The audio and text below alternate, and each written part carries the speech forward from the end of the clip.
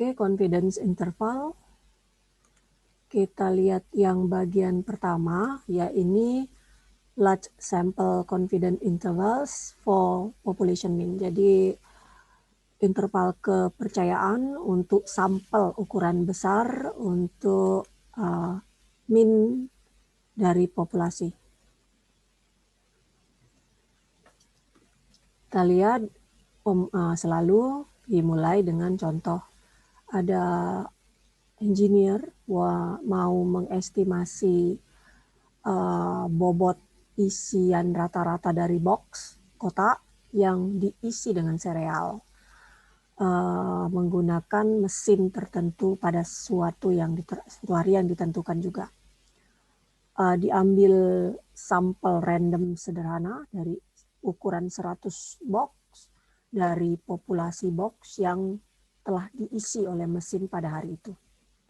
Dia hitung sampel minnya, bobot isian rata-ratanya atau minnya itu adalah X bar segini. Ingat karena sampel. Oke. Kemudian hilang ya ini Bu ya, share screen-nya ya. Share screen lagi. Oke, ada ya udah. Ada Bu, ada.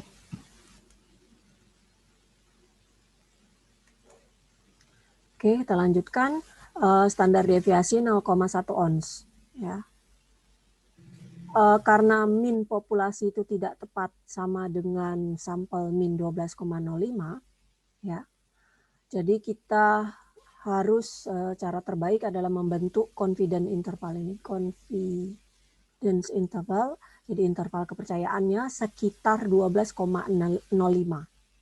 Ya. Jadi ini adalah sampel min, bukan population min gitu. Jadi mungkin saja tidak tepat dari 12,05. Jadi kita mau mengcover seluruh min populasi. Kita bisa kuantifikasi level kepercayaan kita bahwa min populasi itu terletak di interval tersebut. Untuk melihat bagaimana kita membentuk interval confidence itu ada kita misalkan yaitu mu, menunjukkan min populasi yang tidak diketahui. Dan tau kuadrat menunjukkan variansi dari populasi yang tidak diketahui. Jadi mu adalah min populasinya, ya kan? Karena kita berhubungan dengan population gitu, berarti kita harus pakai mu. Kalau kita berhubungan dengan standar deviasi untuk populasi, kita berhubungan dengan tau kuadrat. Jadi kita misalkan X1 sampai X100 itu tadi adalah bobot isian dari 100 sampel yang diobservasi, nilai minnya dapat ini untuk sampel tersebut. Karena X bar adalah min dari sampel yang cukup besar, maka menurut teorema limit pusat di submarin menyatakan bahwa pasti berasal dari distribusi normal yang minnya mu dan deviasi standarnya adalah tau per akar 100. Karena dari tau per akar n, ya kan rumusnya ini. Di gambar 51 ini menunjukkan kurva normal yang menunjukkan distribusi dari X bar. Di tengah-tengah itu adalah 95% nih dari kurva yang memperluas jarak sebesar 1,96 tau X bar. Di sisi kiri dan sisi kanan dari min populasi mu, ya kan? Ini kan mu-nya. Ini di kiri dan ini di kanan. Nilai yang terobservasi X bar adalah 12,05 yang digambarkan tunggal dari distribusi ini. Kita tidak punya cara untuk mengetahui dari bagian kurva ini nilai tertentu dari X bar yang mau digambar.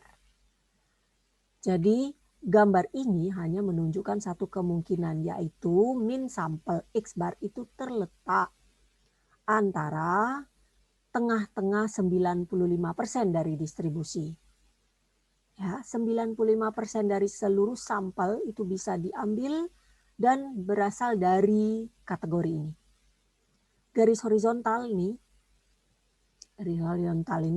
Di bawah kurva di gambar 51 itu adalah interval sekitar X bar yang tepat sama panjang dengan 95% distribusi. Nah ini, sama nih panjangnya dari yang ini.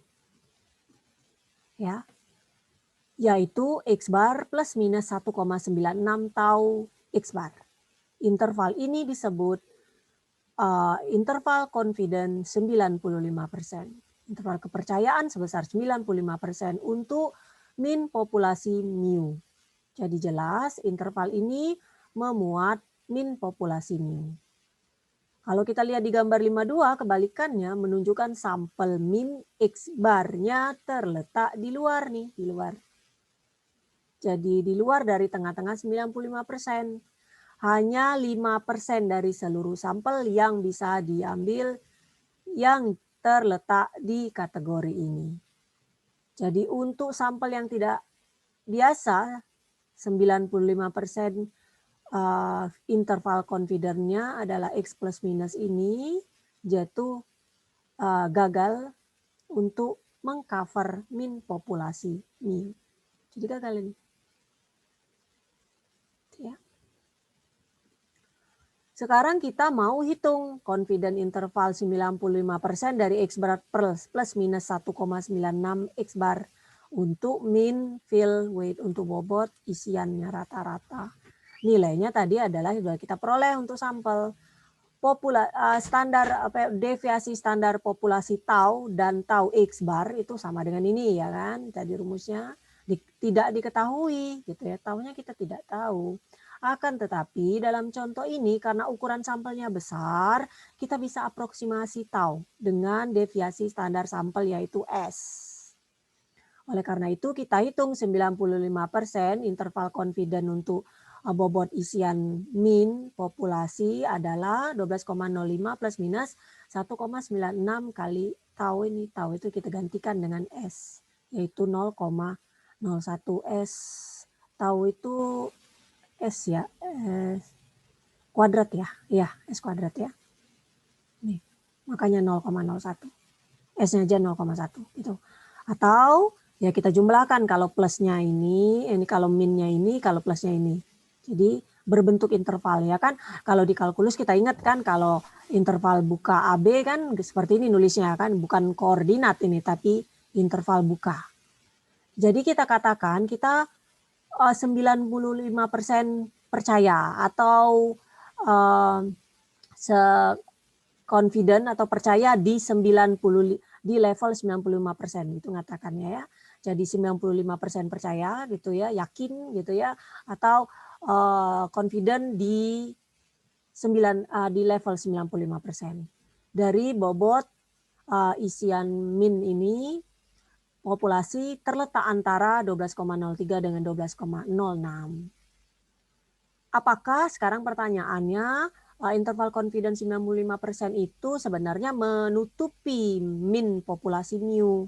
Jawabannya bergantung dari apakah sampel tertentu itu terjadi merupakan salah satu milik dari min yang asalnya dari tengah-tengahnya dari 95% distribusi. Atau sampel itu memiliki min yang biasanya sangat besar, yang tidak biasanya ternyata sangat besar atau terlalu sangat kecil. Jadi di luar 5% distribusi. Jadi kita tidak tahu cara untuk yakin di mana kategori ini benar atau tidaknya, terletak di situ atau tidaknya. Tapi kita bayangkan aja engineer tadi mau mengulangi prosedur setiap hari, mengambil sampel yang besar dan hitung 95% interval confidence-nya dari bentuk ini. Kalau di masa yang cukup panjang, 95% dari sampel yang diambil bisa memiliki min di tengah-tengah dari 95% distribusi. Jadi 95% interval confidence-nya yang dia hitung mungkin bisa mengcover seluruh min populasi. Dengan kata lain, confident interval sebesar 95% dihitung dari prosedur yang selalu sukses dalam mengcover min populasi sebanyak min populasi 95% dari waktu tersebut. Di sini kita bisa gunakan alasan yang sama untuk menghitung interval dengan beragam interval confidence, ya, level confidence-nya.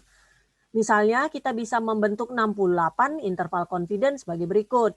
Kita tahu bahwa tengah-tengah dari 68% dari kurva normal berhubungan dengan interval yang memperluas sebanyak jarak 1,0 dari tau X bar pada satu sisi, pada kedua sisi dari min populasi mu. Jadi terbukti interval dengan sama panjang sekitaran X bar itu adalah bentuknya seperti ini. Nah, itu akan mengcover min populasi sebanyak 68% dari sampel. Oleh karena itu, 68% interval confident untuk bobot isian min dari box itu besarnya seperti ini berarti. Itu ya, diganti yang 1,68 karena ada 68 confident ya berarti sebesar 1 gitu ya kan. Sesuai dengan di tabel Z-nya angkanya. Ya. Jadi catatan interval confidence 95% itu lebih luas, lebih lebar, lebih luas daripada 68%. Jadi secara intuitif masuk akal.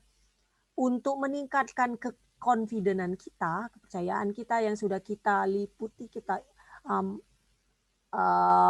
nyatakan benar untuk min populasi, intervalnya harus dibuat lebih besar, lebih lebar untuk memberikan margin yang lebih lebar untuk error yang dibentuk. Misalkan kita ambil nih 2 kasus ekstrim, kita punya 100% percayaan bahwa min populasi sesungguhnya itu secara tidak terbatas ada di interval yang lebar, yaitu dari min tahingga sampai tahingga. Kalau kita lihat di garis itu ya, dari di sini min tahingga, yang di sini tahingga gitu. Dan 0% kepercayaan bahwa min populasi sesungguhnya itu berada di interval dengan lebarnya 0 gitu ya. Dibandingkan yang ini aja yang lebarnya 0, nggak ada ininya. Yang memuat min sampel dan tidak ada titik lainnya. Sekarang kita ilustrasikan gimana sih kita mau cari interval confident dengan level confident yang kita inginkan. Nah, gini, khususnya kalau kita punya alfa adalah bilangan antara 0 dengan 1 dan kita misalkan 100 dikali 1 min alfa persen itu menunjukkan level confident yang diminta. Gambar 53 setelah ini menunjukkan kurva normal yang menunjukkan distribusi dari X bar. Kita definisikan Z alpha per 2 adalah Z score ya, yang memotong area La alpha per 2 di sisi kanan. Misal di tabel Z A2 kemarin, kalau Z 0,025 yaitu kan 1,96 karena apa? Karena 2,5% dari area itu berada di kurva normal standar di kanannya 1,96. Jadi kita ngelihatnya dari alfa itu dari 0,5 tadi apa namanya ini 1 min alfa kalau kita punya 95%, kalau 95% kan berarti sisanya adalah 5%. 5% adalah 0,05 karena itu alfa per 2 berarti 0,05 per 2 yaitu 0,025 gitu ngelihat di tabelnya. Berarti kita ngelihat Z-nya 0,025 yaitu 196. Ya, sama di kiri juga gitu ya. 1 min alfa tinggal dikalikan gitu ya. Jadi interval kepercayaannya adalah sebesar mu plus minus Z alfa per 2 tau X bar gitu. Dengan alasan yang dijelaskan di gambar 51 dan 52, 1 min alfa dari semua sampel itu bisa diambil. Oleh karena itu level 100 kali 1 min alfa persen confident interval itu apa jauh banget lewat. Nih confident interval karena itu terklik ya. Nih confident interval untuk mu adalah nih atau ini sama. Tau X ya tau per akar N kalau untuk sampel. Gitu ya.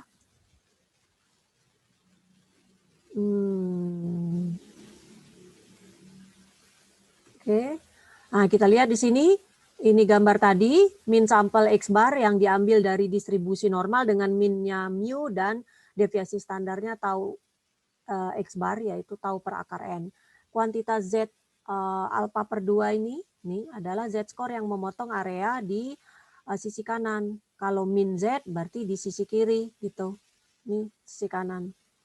Ya, interval X bar plus minus Z alpha per 2 tau X bar ini akan mengcover min populasi mu untuk proporsi 1 min alpha. Untuk semua sampel yang bisa diambil. Oleh karena itu, ini adalah level 100 kali 1 min alpha persen confident interval untuk mu. Ya. Jadi dipakainya levelnya seperti ini. Kalau kita tadi punya 95 dikurang 1 berapa? 90%. Jadi 1 kurang 0,95 adalah 0,05 gitu kan. 0,05 seperti ini. Ini karena kita buat dalam persentase. Catatan bahwa bahkan untuk sampel yang besar, distribusi X itu hanya normal secara approximate, ya, bukan tepat normal. Oleh karena itu, level yang dinyatakan untuk interval confident juga approximate saja, aproksimasi. Bila ukuran sampelnya cukup besar, maka teorema limit pusat bisa digunakan. Perbedaan antara approximate dan level eksak itu biasanya diabaikan. Kalau kita sudah tahu bahwa sampel size-nya, ukuran sampelnya memenuhi teorema limit pusat. Jadi summary-nya seperti ini. Kalau kita punya N, ya, large, ya. Jadi ada sampel X1 sampai X dengan N-nya large, jadi besar. Besar itu lebih dari 30 itu dinyatakan besar. Jadi dari populasi dengan min mu dan deviasi standarnya tahu, maka X bar-nya normal secara aproksimasi. Itu tadi tidak true normal, tapi approximately normal. Jadi mendekati normal, cukup dekat dengan normal. Atau normal secara approximate. Maka level 101 min alpha persen interval confident untuk mu jadi bentuknya seperti ini. Dengan tau X bar-nya yaitu tau per akar N. Karena kita punya sampel di sini ya. Bila nilai taunya tidak diketahui diganti dengan S. Nah, secara khusus kita udah tahu nih, kita nggak perlu mencari-cari terus berapa Z score-nya. Kalau kita punya 68 confident, rumusnya seperti ini. Kalau dia 90 ini, kalau 95 1,96. Kalau 99% 2,58 dan kalau 99,7 seperti ini. Yang lain-lainnya kita cari dong ininya. Dari bentuk 1 min alfanya ini, ya kan? Kalau 68 berarti kan sisanya adalah 32 ya. Nih, 0,32 kita bagi 2 gitu ya.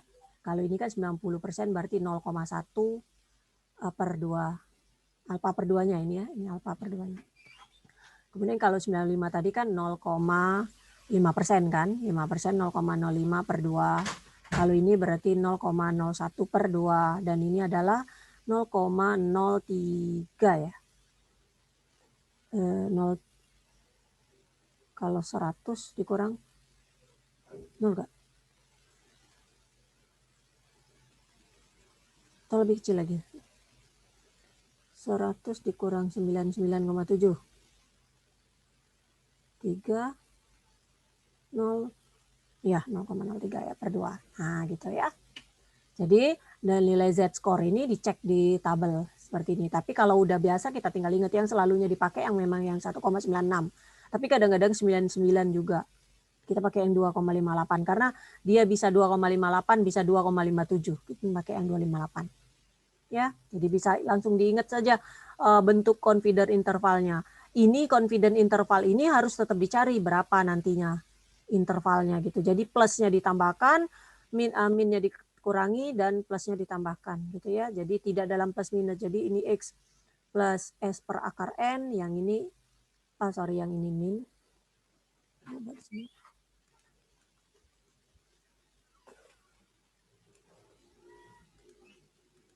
Jadi yang ini adalah X bar min S per akar N, yang ini adalah X bar plus S akar N gitu ya. Ini interval confident-nya.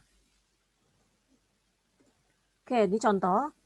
Min sampel dan deviasi standar untuk bobot isian untuk 100 box itu adalah X bar dan ini. Kita diminta mencari 85% confident intervalnya untuk bobot isian rata-rata dari kotak.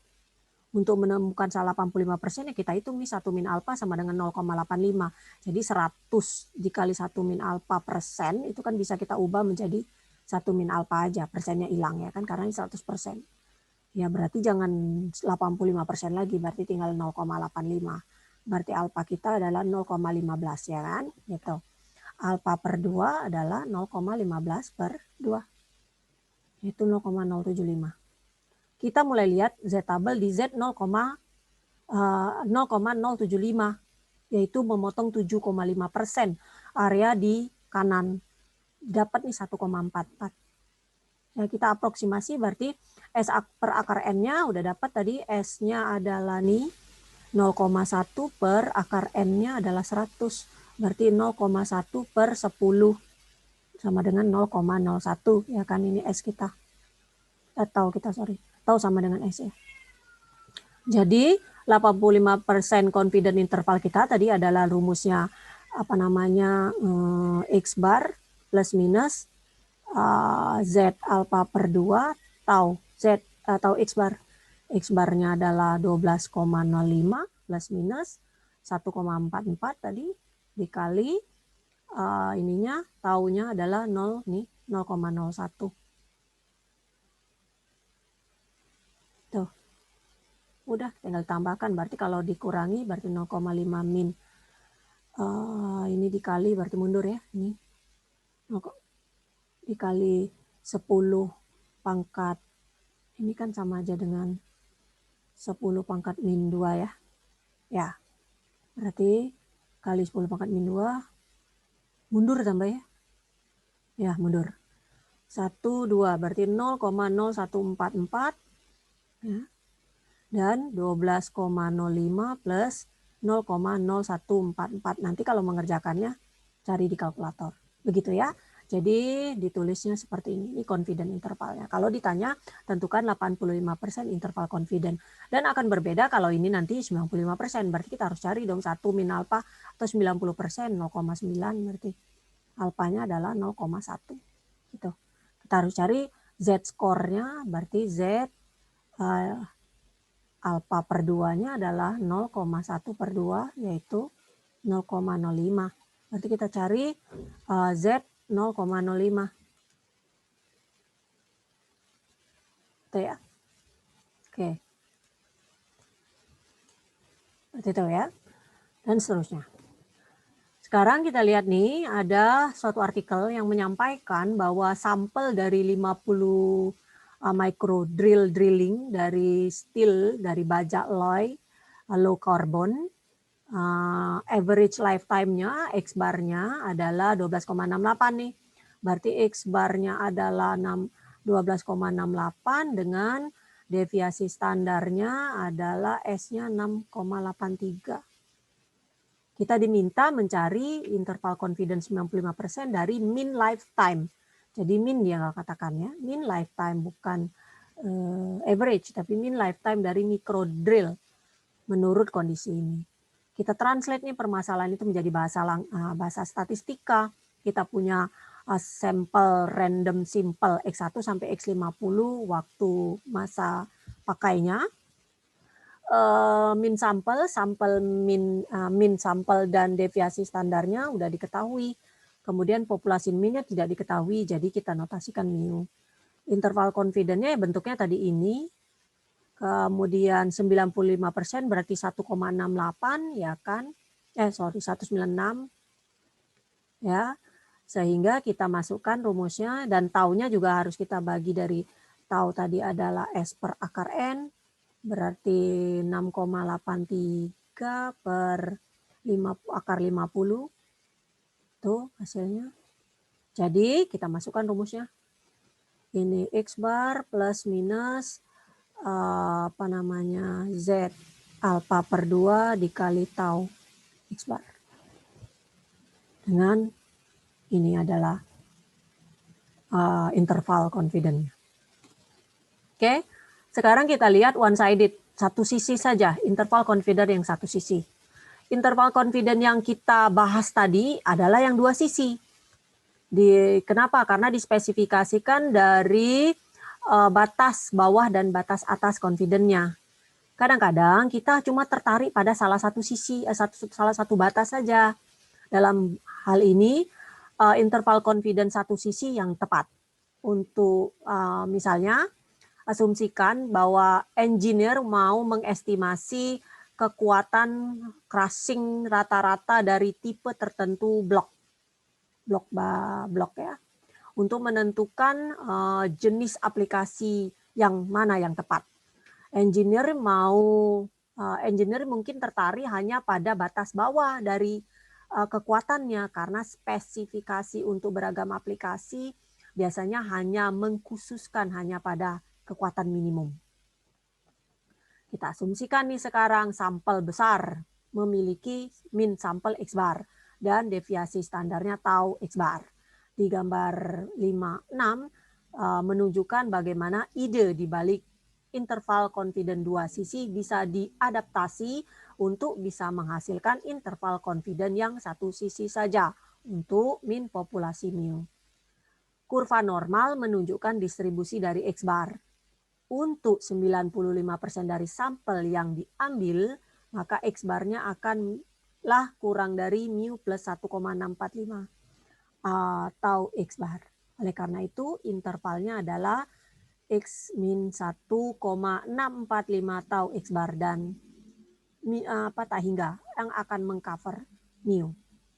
Interval ini nih, jadi kita lihat nih 95% kita ngeliatnya sebelah aja gitu, ke sini saja plusnya. Yang kurangnya di sini. Jadi sampel min X bar itu diambil dari distribusi normal dengan minnya mu, deviasi standarnya tau, yaitu tau per akar N.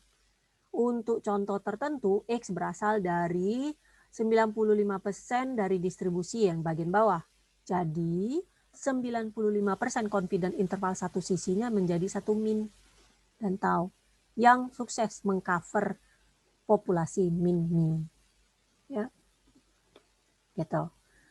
Dengan membentuk gambar seperti gambar 56 dengan 5% ekornya yang berbayang, itu yang di shaded, lowernya. Ini, yang di lower, yang shaded. Kita bisa lihat bahwa kuantitas X bar plus 1,645 tau X bar itu adalah 95% batas confident atas dari mu.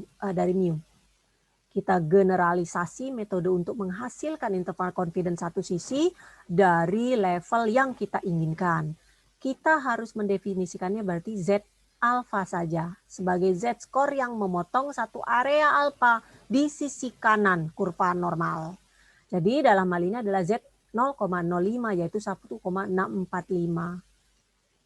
Dengan alasan digunakan agar kita bisa memperoleh 95% interval confidence. Bisa dilihat bahwa level 101 min alpha persen batas confidence bawah untuk mu adalah ini.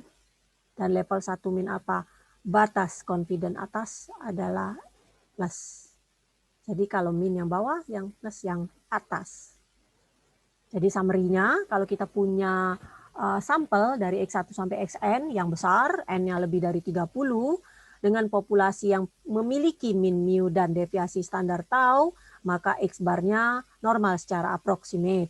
Maka level 101 min alpha persen batas confident bawahnya adalah minus. Ingat ininya Z alpha saja. Dan batas atasnya adalah plus. Dengan taunya adalah tau per akar N. Kalau taunya tidak diketahui, gantikan taunya dengan S. Oke. Jadi secara khusus nih, kalau 90% berarti 1,28. Kalau 95% 1,645 dan kalau 99% adalah 2,33. Langsung aja kita cari. Atau kita boleh cari berarti kalau 90% ya alfanya adalah 0,1. Kalau yang ini adalah 0,05 dan yang ini adalah 0,1. Jadi kita carilah Z-nya.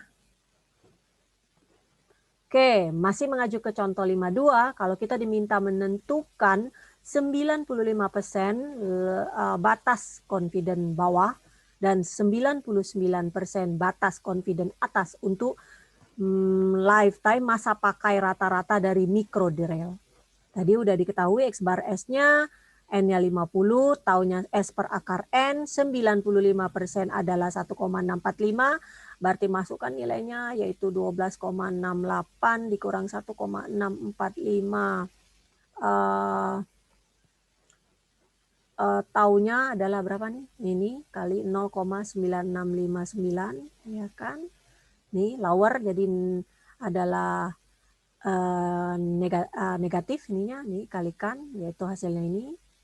Dan kalau 99% berarti 2,68 min ini 2,33 dikali 0,9659, sorry ininya plus ya. 59 gitu ya. Ini yang lower dan yang ini yang upper atau batas atas dan batas bawah. Jadi batas confident bawah dan batas confident atas. Itu ya, tergantung di ini. Ini adalah alfanya yang berapa ini tadi? 95% berarti 0,05. Dan yang ini adalah alfanya 0,01. 90 ya 5% ya, 5% 0,05 dan ini 0,01 gitu ya. Oke, itu confident interval tadi untuk min populasi ya. Sekarang kita lihat confident interval untuk proporsi. Kita mulai membentuk estimasi dulu untuk P. Misalkan X menunjukkan jumlah drill di sampel yang memenuhi spesifikasi dan berdistribusi binomial NP, N-nya 144 adalah ukuran sampel. Estimasi untuk P adalah P topi, yaitu X per N ya. Kan kita ingat kalau proporsi selalu seperti itu adalah X per N-nya. Jadi dalam contoh ini X-nya adalah 120, jadi P topinya 120 per 144 nih. Ketidakpastian atau deviasi standar dari P topi adalah P1 min P per N. Ya. Jadi standar deviasinya adalah ini, tahu P topi. Karena ukuran sampelnya besar, yaitu 144 tadi, bukan 120 tadi, enggak, sorry, 144 itu adalah ukuran yang besar, maka menurut teorema limit pusat bahwa P-nya approximately normal dengan parameternya ini, P1 min P per N. Ya. Alasannya di figure 51 dan 52 di section 51. Yang menunjukkan bahwa 95% sampel yang mungkin, semua sampel yang mungkin, proporsi populasi P memenuhi pertidaksamaan ini. Nah ini. P akar 1 min P dengan P plus ini. Kalau kita lihat sekilas, ekspresi 54 itu mirip dengan 95% interval confident untuk P. Akan tetapi limit P topi plus minus akar ini memuat P yang tidak diketahui. Jadi nggak bisa kita hitung. Ini ada P-nya yang tidak diketahui ya kan. Ini ya memang kita ketahui, tapi ada P yang tidak diketahui. Pendekatan yang tradisional, pendekatan yang ya konvensional lah gitu, adalah menggantikan P dengan P topi untuk memperoleh interval confident P topi plus minus ini.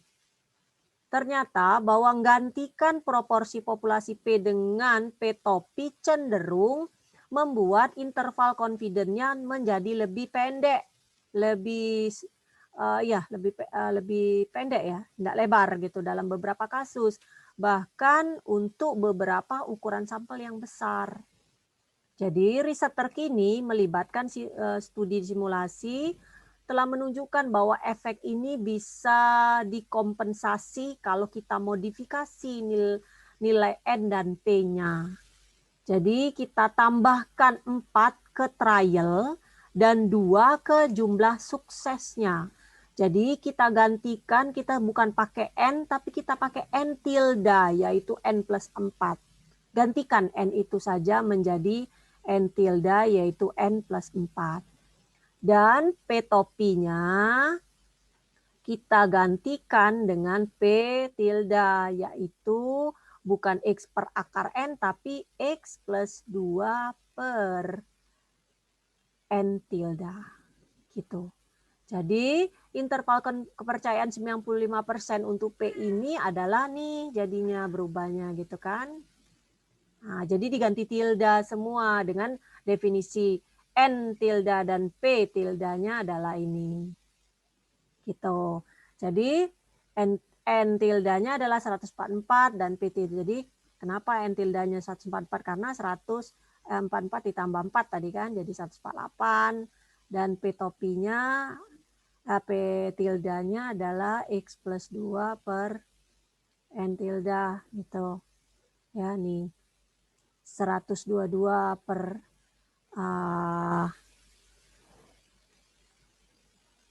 X-nya yang suksesnya ya. Nih X-nya 120. Jadi 120 tambah 2, 122 per entopinya tadi adalah 148. Nih, jadi 95% interval confidence-nya berarti pakai rumus tadi. Ya, nih, plus minus. Ya, jadi P-nya adalah 0,8243 plus minus 1,96 dikalikan ini. Akar, apa namanya, akar P tilde 1 min P tilde per N tilde. Akarnya semua ini ya. Yaitu akar P-nya tadi 0,8243 dikurang 1 min 0,8243 per N-nya adalah 144 gitu ya. Masukkan nilainya. Oke, yang didapat seperti ini bentuknya. Nih, dan ini. Jadi tinggal kalikan berarti 0,8243 dikurang 0,0623 13 dan 0,8243 ditambah 0,0613. Ya. Kita justifikasi interval confidence pada basis teorema limit pusat yang memerlukan N-nya besar. Akan tetapi metode menghitung interval confidence itu tepat untuk sebarang sampel ukuran N. Bila digunakan sampel ukuran kecil akan muncul bahwa limit bawahnya itu kurang dari 0 dan limit atasnya bisa lebih dari 1. Karena P harus terletak antara 0 sampai 1, limit bawahnya yang kurang dari 0 kita gantikan dengan 0 dan batas limit atas yang lebih dari 1 kita gantikan dengan 1. Ini summary-nya ya kan. Kita notasikan ini tadi. Level ininya adalah PZ alpha per 2 juga tetap kalau untuk proporsi sama. Cuma rumusnya aja berbeda karena kita melibatkan proporsi dari sampelnya. Jika limit bawahnya kurang dari 0, kita gantikan dengan 0. Kalau limit atasnya ternyata lebih dari 1, kita gantikan dengan 1. Contoh. Oke, sebentar. Ibu, sudah bentar ya.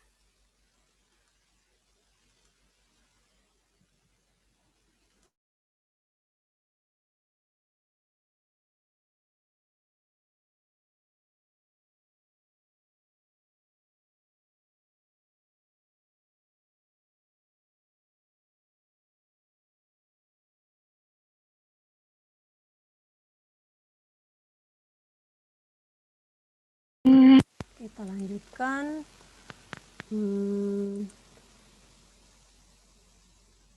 Sini ada contoh metode interpolasi digunakan untuk mengestimasi tinggi di atas permukaan laut untuk lokasi di mana pengukuran langsung itu tidak tersedia. Dalam artikel ini pengestimasian tingginya itu dari pengukuran GPS akan dievaluasi. Metode itu akan menghasilkan error yang besar, yaitu error di mana panjangnya di atas batas yang diterima. Dari 26 dari 26 dari 74 sampel lokasi tes. Kita tentu mau menentukan 90% interval confidence untuk proporsi lokasi di mana metode ini menghasilkan error yang besar.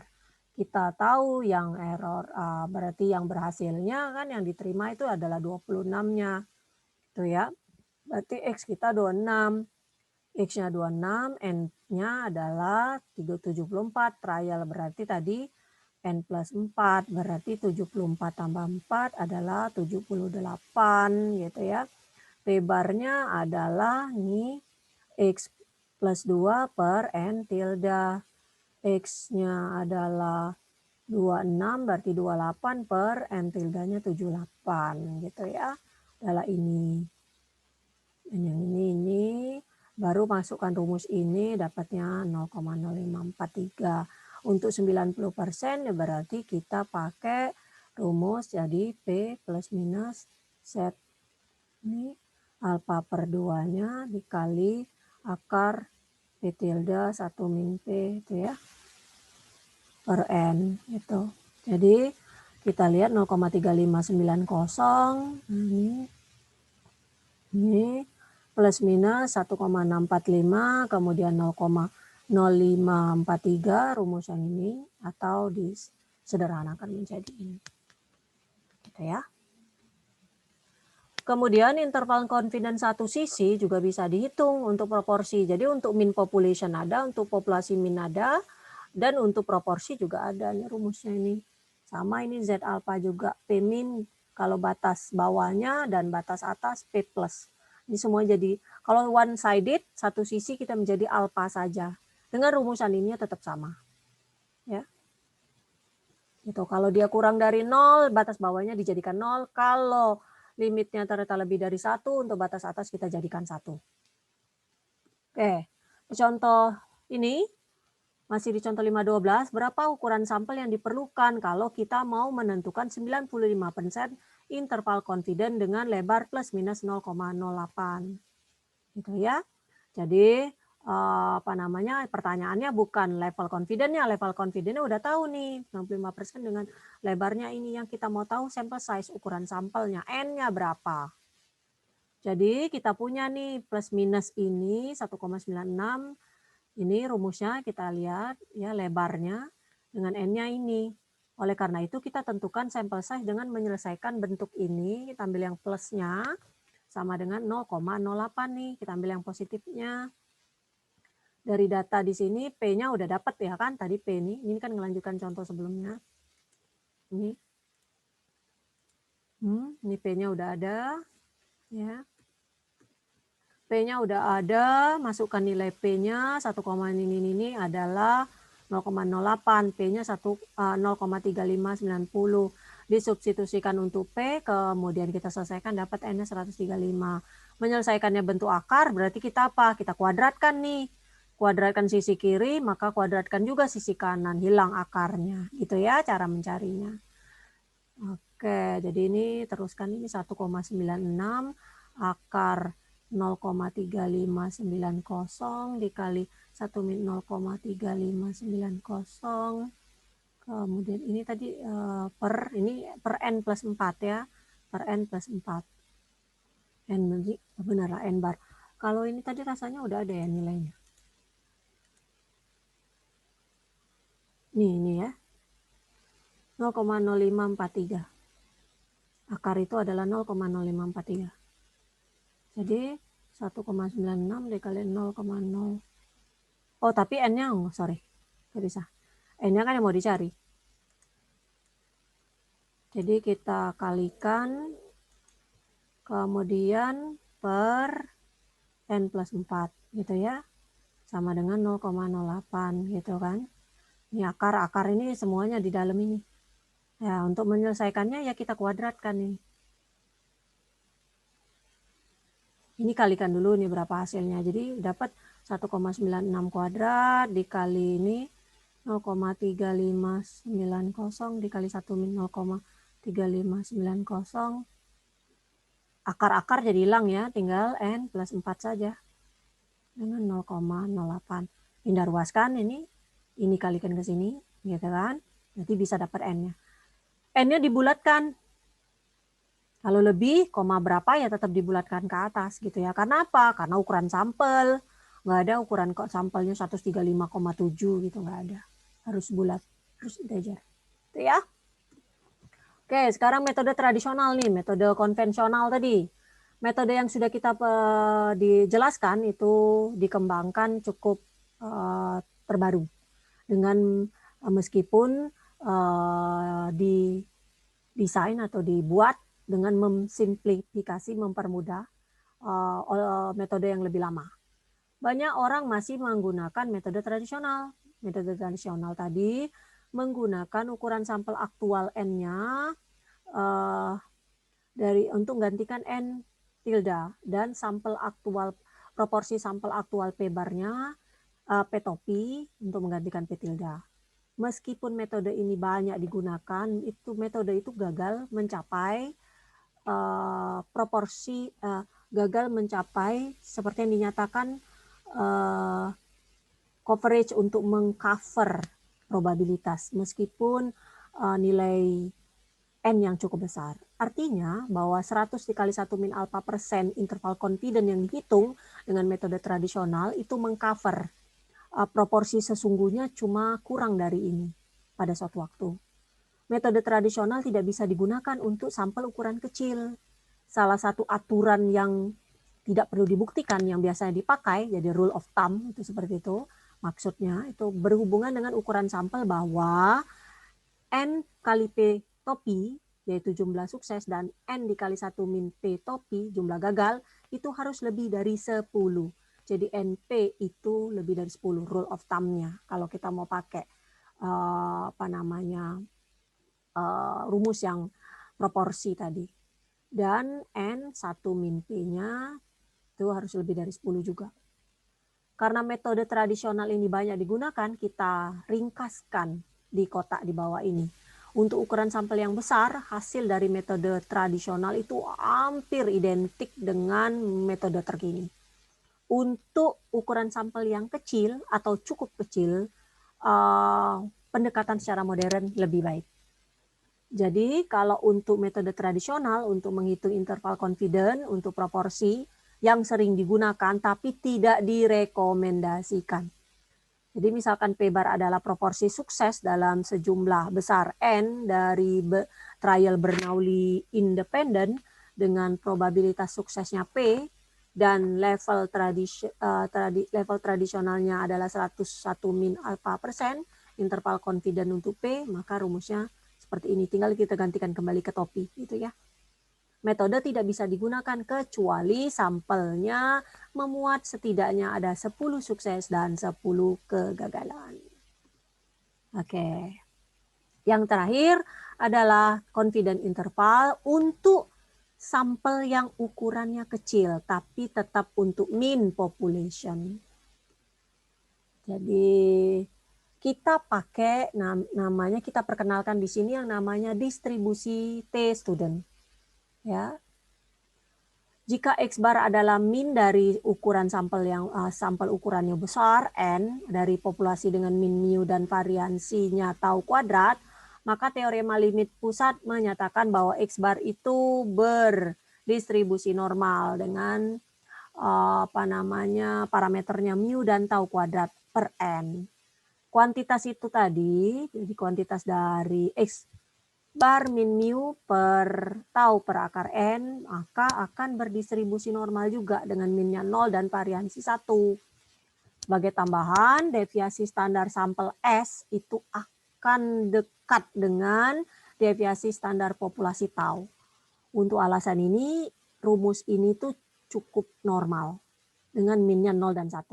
Jadi kita bisa lihat nih kemungkinan mempertahankan kuantitas ini untuk tarbel normal standar, yaitu Z-tabel, yang memudahkan kita menghitung interval confident dengan beragam level min populasi mu. Nah sekarang bagaimana nih kalau X bar kita adalah min dari sampel tapi ukurannya kecil. Kalau sampel size-nya ukuran sampelnya kecil, S juga tidak akan cukup dekat ke tau dan X bar mungkin tidak normal. Jika kita tidak mengetahui apapun mengenai populasi dari mana sampel ukuran kecil itu diambil, maka tidak ada metode yang mudah untuk menghitung interval confident. Akan tetapi jika populasinya aproksimasi normal, X barnya bisa teraproksimasi normal juga, bahkan kalau size ukuran sampelnya juga kecil. Jadi kita tetap bisa gunakan kuantitas ini. Tapi karena S adalah tidak cukup dekat dengan tau dan kuantitas ini pasti tidak memiliki distribusi normal. Oleh karena itu kita gantinya tidak pakai distribusi normal, tapi kita pakai distribusi T student dengan memiliki derajat kebebasan sebesar N-1 yang dinotasikan dengan T N-1. Jumlah derajat kebebasan untuk distribusi T itu adalah kurang dari ukuran sampelnya. 1 kurang dari ukuran sampel. Distribusi T student ini ditemukan di tahun 1908 oleh seorang statistikawan yang bekerja di Guinness Brewing Company in Dublin. Manajemen di Guinness ini mempertimbangkan penemuannya sebagai informasi yang proprietary dan ini boleh mempublikasikannya. Langsung dipublikasikannya dengan menggunakan pseudonym student. Ya, gitu kata-katanya. Di sini summary-nya kalau kita punya sampel dengan ukuran kecil, tadi ukuran kecil apa? Berarti kurang dari 30. Dari populasi normal dengan min mu, maka kuantitas X bar min mu per S per akar N itu akan memiliki distribusi T student dengan N-1 derajat bebas, notasinya Tn-1. Bila N-nya besar, distribusi dari kuantitas ini akan sangat dekat dengan normal. Jadi, kita gunakan saja kurva normal, bukan gunakan student T. Gitu ya. T student gitu ya. Fungsi densitas peluang dari distribusi T student itu berbeda untuk derajat bebas yang berbeda. Di gambar 59 menunjukkan plot dari fungsi densitas peluang untuk beberapa pilihan derajat kebebasan. Kurva memiliki bentuk yang serupa dengan kurva normal atau Z. Kurva dengan minnya 0 dan deviasi standarnya 1.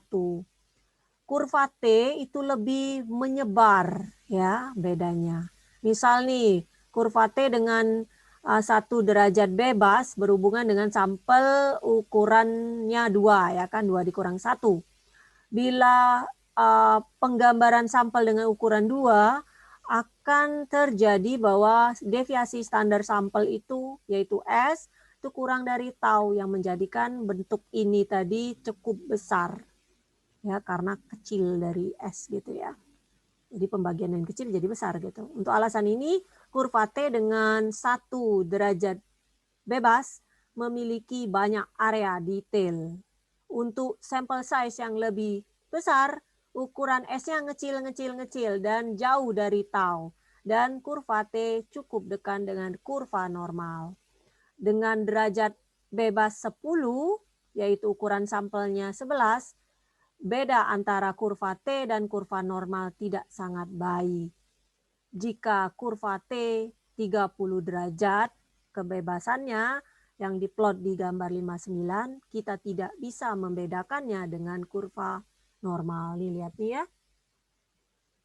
T4Z ini ya, T0, T10 ini kalau T derajat bebasnya 1, yang ini tuh ya agak jauh nih. Kalau T10 yang hitam ini garis-garis, kalau Z yang merah ini. Ya kan, ada agak dekat gitu ya. Kalau semakin besar dia pasti semakin dekat derajat bebasnya.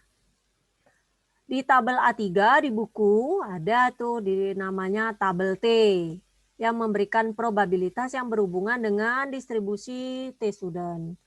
Nih ya. Ada gambarnya, tinggal diambil ini di derajat bebasnya nih. Ya, misalnya sampel ukuran 10 diambil dari distribusi normal dengan minnya 4. Statistik student T-nya jadi T, jadi kalau di tabel Z kan kita tulis Z sama dengan gitu kan. X bar min mu gitu kan. Nah, kalau ini diganti T sama dengan.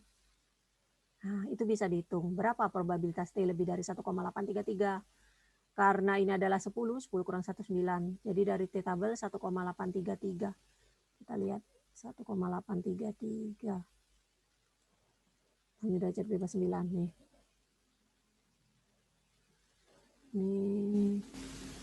Nih 1,833 ya, dalam 0,05.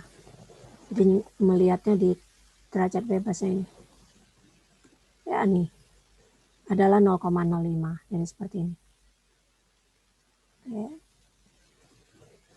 Kemudian jangan gunakan statistik T-student kalau sampelnya memuat outlier.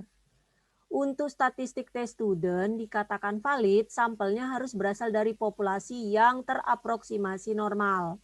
Sampel yang demikian itu jarang memuat outlier. Oleh karena itu, metode yang melibatkan statistik T-student seharusnya tidak menggunakan sampel yang memuat outlier. Jadi kalau kita lihat dulu data sampel kita, ada outlier enggak? Berarti kita bisa uji dulu, kita gambarkan box plot gitu ya, dot plot gitu, ada enggak outlier? Kalau tidak ada outlier, berarti untuk data sedikit yang kurang dari 30 itu bisa kita gunakan statistik T-student. Kemudian interval confident dengan menggunakan distribusi T-student. Bila ukuran sampelnya kecil dan populasinya teraproksimasi normal, kita bisa gunakan distribusi T-student untuk menghitung interval confident. Kita ilustrasikan dengan contoh. Ada metalurgis sedang mempelajari proses welding baru. Dia membentuk 5 join welded dan mengukur kekuatan yang dihasilkan untuk setiap join tadi. Ada 5 dalam KSI ini satuannya. Nih 56,3 nih. Asumsikan nilai ini adalah sampel random dari populasi yang teraproksimasi secara normal. Tugasnya adalah untuk menentukan interval confident untuk kekuatan mean dari weld yang dibuat melalui proses ini. Bila ukuran sampelnya besar, kita tidak perlu khawatirkan tentang kealamian populasi, karena menurut teorema limit pusat, menjamin bahwa kuantitas X bar-nya pasti teraproksimasi secara normal distribusinya. Tapi kalau sampelnya kecil seperti ini, cuma ada 5 sampel, distribusi dari populasi itu haruslah dikatakan terdistribusi normal secara aproksimasi. Nah, jadi interval confident dalam situasi ini adalah dibentuk sama seperti di section 51 untuk mean population, kecuali Z-score-nya digantikan dengan distribusi T-student. Jadi kuantitas ini sama, memiliki distribusi T-student dengan N-1 derajat bebas. Gambar 512 menunjukkan T4, distribusi T4. Dari tabel T kita peroleh 95% area menurut kurva itu termuat antara min 2,76 dengan 2,76. Ya, kalau kita lihat T4 dengan derajatnya T4 ini kita nggak bisa, kadang-kadang kita nggak bisa menemukan secara tepat nilai yang kita mau gitu, tapi dia berada antara interval. Kayak tadi berapa nilainya yang mau kita cek? 95%, berarti 0,05 ya, 0,05. Kita lihat. Ini 1,833, kalau ngelihatnya di mana ya? Dapatnya nilainya berapa? 1,833. T4 distribusi. Oh, di T4 ya. Lihat gambar berikutnya. Untuk derajat 4. Oke, derajat 4-nya.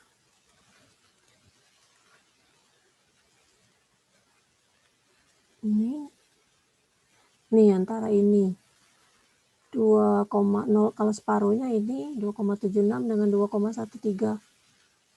Ini 2,776 ya, kalau separuhnya ya, alfa per 2-nya. Ya, nih. Nih ya.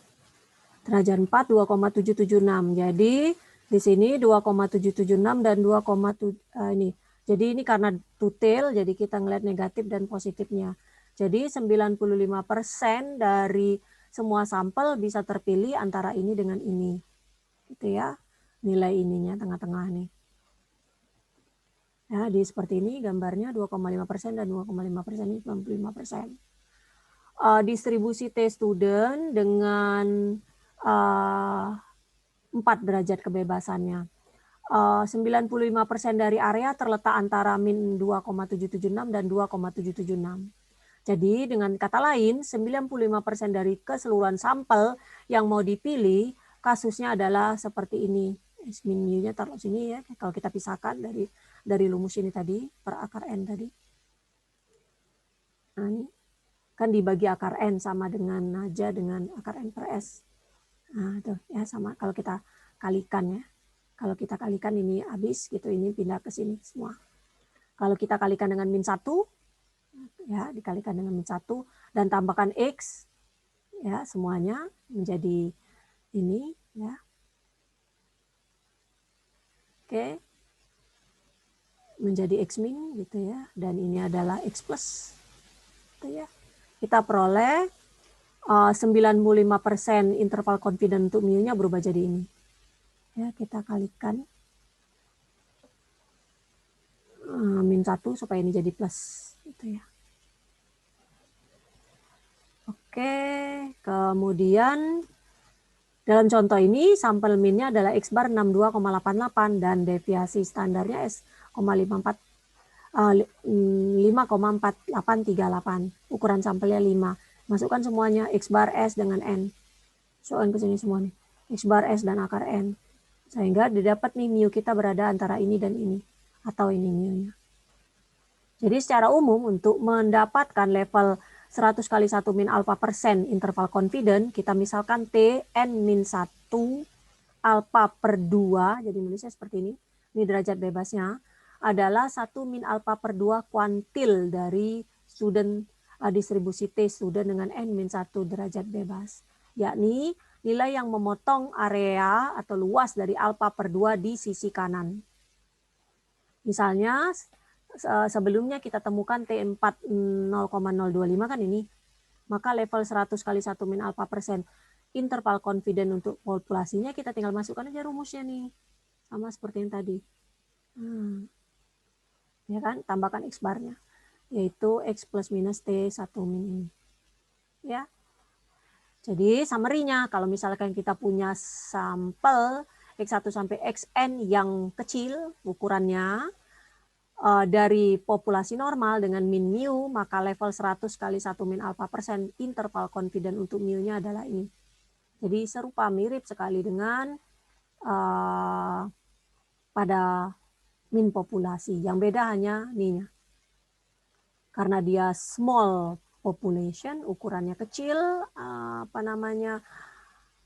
datanya ataupun sampelnya, maka kita pakai student T. Kalau lebih dari 30 kita pakai Z-score. Nah, sekarang kita bagaimana saya bisa menentukan apakah distribusi T student itu tepat. Distribusi T student itu tepat kapanpun sampel berasal dari populasi yang teraproksimasi normal. Kadang-kadang kita tahu dari experience atau pengalaman sebelumnya apakah proses yang menghasilkan data itu terdistribusi normal secara approximate atau tidak. Dalam kebanyakan kasus, kita harus tentukan dulu apakah populasinya teraproksimasi normal dengan menguji sampel. Akan tetapi kalau sampel ukurannya kecil, ukuran sampel itu kecil, hasil dari berangkat dari kenormalitasan itu bisa susah kita deteksi gitu kan. Gimana mau normal kalau sampelnya kecil gitu kan. Cara yang lebih masuk akal untuk kita lanjutkan pengujian adalah dengan membentuk box plot atau dot plot dari sampel. Kalau tidak ada asimetri atau tidak ditemukan outlier, maka dalam kebanyakan kasus distribusi T-student bisa dipercaya. Jadi secara prinsip kita bisa menentukan apakah populasi itu teraproksimasi normal dengan membentuk plot probabilitasnya. Dengan ukuran sampel yang kecil, box plot dan dot plot mudah digambar ya kan, dengan by hand gitu. Jadi kita bisa buat kalau dia ukuran kecil kita pakai dot plot dengan box plot mudah gitu, mengidentifikasi gitu ya. Ini artikel ini menunjukkan pengukuran dari kekuatan shear nominal dari sampel dari 15 pre-stress concrete beam. Hasilnya ini ada 15. Apakah tepat nih mau menggunakan statistik T-student untuk membentuk 99 interval confident untuk mean shear strength?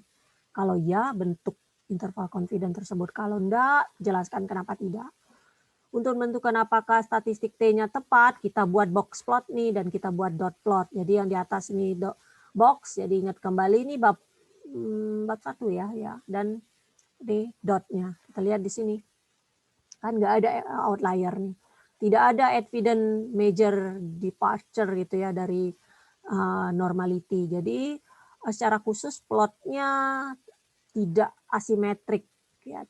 Tidaklah asimetrik secara kuadran, tidak ada outlier. Jadi kita bisa pakai metode student T.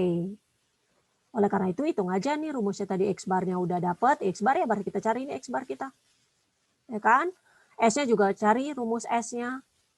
Deviasi standarnya ya kan. Kalau lupa lihat lagi di rumus bab 1 cara mencari deviasi standar dari data.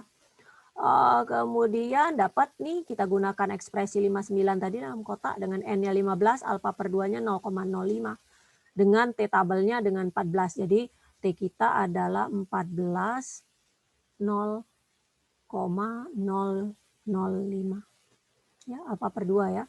Karena dia pakai 95% berarti 0,1 per 2. Ya, nih. Cari ini T-nya berapa. Gitu ya, dari T tabel ini kita peroleh adalah 2,977. Berarti rumusnya adalah X bar plus minus, ini X bar plus minus T 14 0,005 dikali S-nya 192,089 per akar N-nya. Ya, atau nih. Gitu ya. Jadi kalau pernyataannya apakah sesuai dari data itu ya kita cari, kita bentuk dot plot, kita bentuk box plot. Kalau tidak ada outlier, kemudian nampak kesimetriannya. Kalau ini kan nampak kesimetriannya, nggak ada yang renggang banget, nggak ada. Jadi tampak simetri bentuknya. Kita bisa gunakan distribusi T-student. Distribusi T-student bisa digunakan untuk menghitung confidence interval yang satu sisi juga. Sama nih dengan yang large sample, jadi sama aja. Jadi kalau misalnya di large sample itu Z alpha, itu berarti kalau yang di student T atau yang di small sample kita pakai T N-1 alpha saja. Itu ya, sama nih. Kalau upper plus, kalau lower minus, gitu aja. Oke. Kemudian ada pernyataan kita gunakan Z bukan T kalau taunya diketahui. Jadi kadang-kadang sampel ukuran kecil bisa diambil dari populasi normal yang memiliki deviasi standar tau yang diketahui. Dalam kebanyakan kasus kalau taunya diketahui kita tidak gunakan kurva T-student karena kita tidak mengaproksimasi tau dengan S. Tapi kita tetap gunakan tabel Z. Di contoh ini mengilustrasikan metode tersebut. Masih merefer ke contoh 519 ya, masih yang masalah BIM tadi. Asumsikan atas basis bilangan yang sangat besar dari pengukuran sebelumnya dari BIM lainnya, populasi shear string ini diketahui adalah teraproksimasi normal dengan taunya 180. Kita diminta menentukan, sudah diketahui ini taunya, kita diminta menentukan 99% confidence interval. Kita sudah hitung nih X bar-nya tadi berdasarkan data ya kan. Kita tidak perlu menghitung S Karena kita udah tahu taunya. Karena kita mau 99% interval confident, berarti kita cari 0,01 per 2 yaitu 0,005. Karena itu kita gunakan Z alfa per 2-nya yaitu Z 0,005. Dari Z tabel dapat 2,58. Maka karena diketahui tau kita tidak pakai T student, tapi kita pakai rumus yang X bar plus minus Z alfa per 2 dikali tau per akar N. Ya, ini yang pertama. Oke. Nah, jadi summary-nya kalau X1 sampai Xn adalah sampel random dari sebarang ukuran dari populasi normal dengan min mu, jika deviasi standar taunya diketahui, maka level 100 dikali 1 min alpha persen interval confident untuk mu adalah bentuknya seperti ini. Kadang-kadang ada dimiliki nilai tunggal yang disampelkan dari populasi normal dengan standar deviasi yang diketahui. Dalam kasus ini, interval confident untuk mu bisa diturunkan sebagai kasus dari ekspresi khusus 512 dengan men-set n-nya sama dengan 1, sehingga tinggal tahu saja. Jadi kalau ada nilai tunggal yang disampelkan dari populasi normal dengan minnya mu, dan jika deviasi standar tau itu diketahui, maka level ini interval confident-nya untuk mu adalah bentuknya ini. Ya, jadi akar n-nya diganti dengan 1, jadi akar 1, jadi tetap tahu saja. Oke, jadi 3 subbab yang kita bahas di dalam materi interval confident inilah yang mengakhiri topik perkuliahan kita semester ini gitu ya, nggak banyak-banyak, mungkin ibu nggak sampai sesuai target gitu ya. Pertama karena keterbatasan waktu, kita kuliahnya online gitu. Biasanya kalau kuliah offline mahasiswa banyak mengerjakan latihan soal di kelas, jadi agak fast forward dikit gitu. Tapi karena ini kita secara online nggak apa-apa gitu. Ibu sudah berikan bukunya, ibu harapkan bukunya ini semoga berguna, bisa dibaca nantinya gitu ya.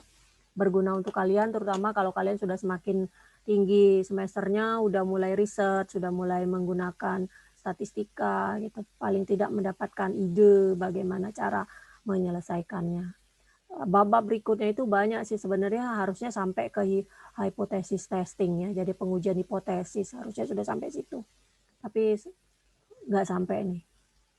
Jadi tugas kalian mempelajarinya paling tidak dari level confident ini aja udah tahu, ini udah sangat bagus. Jadi dari level confident itulah nanti kalian bisa menyelesaikan pengujian hipotesisnya. Oke. Ibu kira cukup sekian. Ada yang mau ditanyakan? Kalau nggak ada, tolong di-on-kan dulu kameranya, kita ambil gambarnya. Untuk terakhir kalinya ibu isi daftar hadir ini. Mulai minggu depan kalian tinggal langsung mengerjakan soal saja ya kan, sesuai waktunya, kumpulkan. Seperti kejadian kemarin ternyata e-learning bermasalah, file semua mahasiswa belum dikoreksi jadi hilang gitu.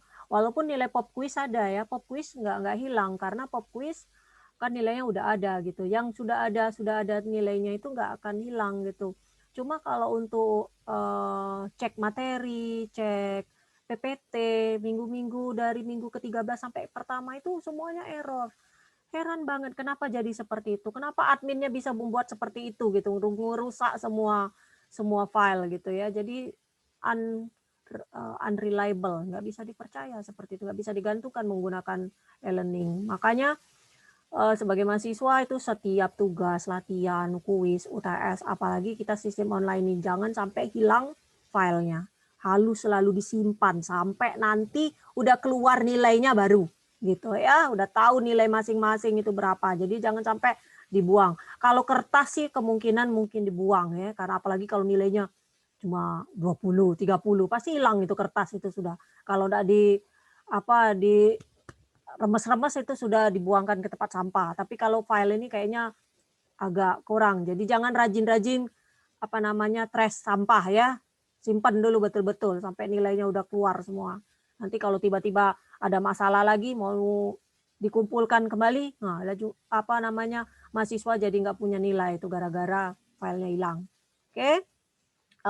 Jadi sebelum Ibu tutup, Ibu sampaikan apa namanya, selamat belajar kalian ya. Ini perjumpaan kita terakhir, nggak tahu nih kapan kita bisa bertemu offline-nya gitu ya.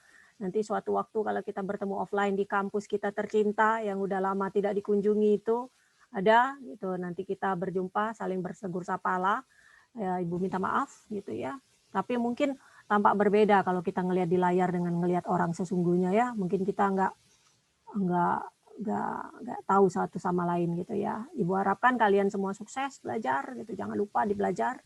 Kita nggak ada minggu tenang ya, nggak perlulah kita minggu tenang karena percuma aja dikasih waktu minggu tenang, nggak belajar juga kok gitu. Mendingan langsung aja ujian biar cepat selesai gitu kan. Akhir November beres, jadi kita tinggal keluar nilai. Jadi kayaknya untuk mahasiswa apa namanya, mahasiswa Unsur ini nggak efektif kalau dikasih waktu apa namanya, waktu minggu tenang. Nggak tenang juga gitu kan, malah nggak tenang hatinya kan, malah mau ujian gitu. Jadi mendingan cepat gitu, biar beres. Desember tidak ada lagi ujian gitu ya, udah selesai semua. Oke, Ibu ambil gambarnya dulu terlebih dahulu.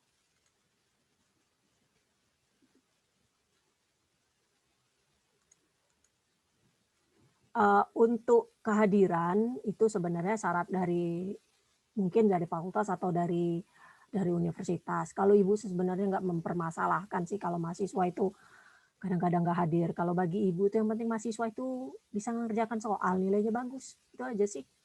Kalau misalnya hadir terus tapi otaknya kemana-mana, pikirannya kemana-mana gitu kan, ya percuma juga sih sebenarnya gitu. Tapi ya karena syarat universitas ya terpaksa gitu harus kita ikuti sama-sama. Ya, oke.